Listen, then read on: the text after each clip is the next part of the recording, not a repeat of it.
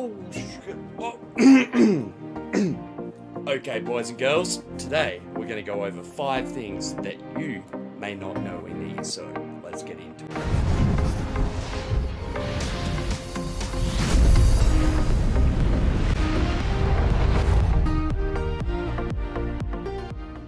First up on the list, we have resources in PvP. Now, most people do know that these are very handy for taking continuous attack, and that is about as far as they think it goes. But realistically, it goes much further than that.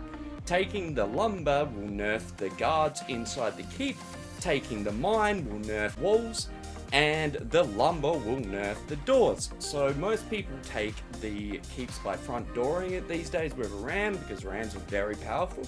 So if you're going to take one resource around a keep, your best bet is the lumber. It will make the experience a lot faster for you. And if you want to take a secondary resource, you can take the farm, because that will help with nerfing the guards and making them easier to kill. On top of that, if you do want to take all 3, obviously this is going to nerf all of those 3 things, also cutting the keep off, which can be beneficial. Next up, we have light attacks. Now this is something that I'm guessing you don't really want to admit to not knowing, but I guarantee you a lot of you do not know.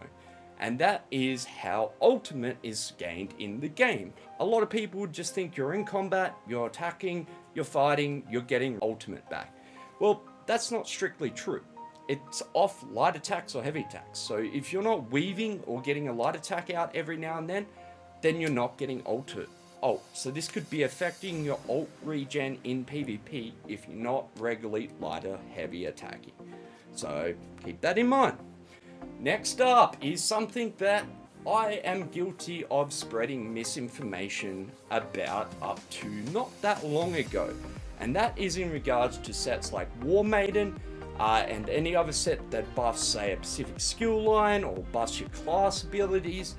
Basically anything that gives you weapon or spell damage to a specific thing that isn't going on your stat sheet. So, you know, War Maiden's giving you a spell damage buff to your magic abilities, and I, and along with a lot of people, just presume that these sets don't get buffed by things like major sorcery and so on. But this just isn't true. It isn't true. They are buffed by major sorcery, they're buffed by medium armor skills, passive, and yeah, we don't see it. So I think a lot of people just presume that we don't see it. It doesn't show on the set when we have these buffs. Therefore, we just presume that these weren't getting buffed. But that isn't true. They are. So there you go. Alright, next up is one for probably more newer players, but is very handy to know, and that is when it comes to leveling skill lines, you don't necessarily need to use, say, a resto staff to level resto. You will need to use it to unlock the skill line, but after that you could just put a resto skill on your bar and gain experience towards that skill line.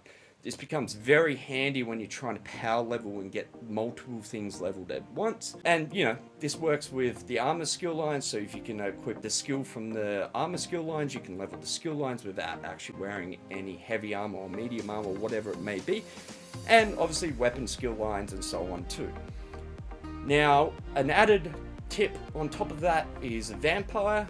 You may think and presume that it works the same way as what the rest do, but no, this just levels. I don't know, you don't need a skill line, a skill on your bar from Vamp to level it, or anything like that. You just unlock the skill line, gain experience, and you have it. Alright, lastly, now this is something that's going to be very beneficial because of the way ZeniMax or ESO has been performing lately and crashing a lot.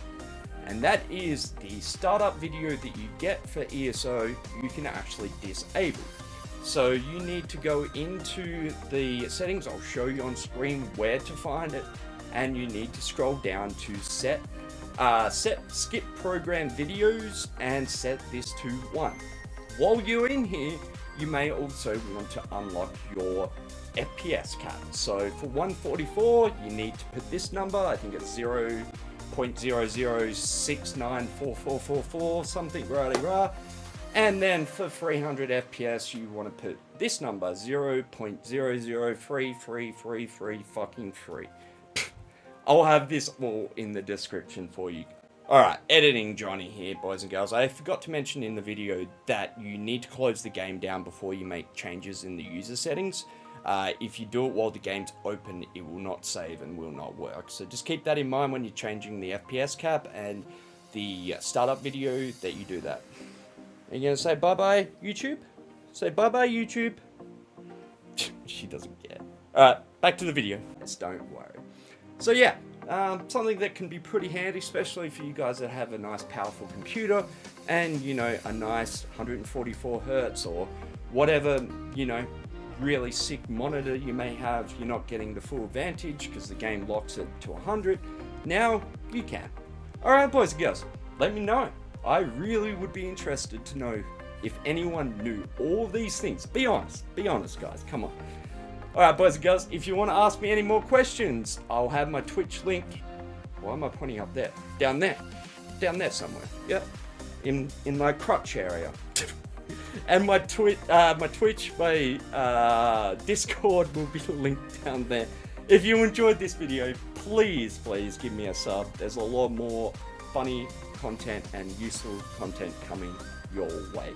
Alright, boys and girls, I love you as always. Catch you in the next one.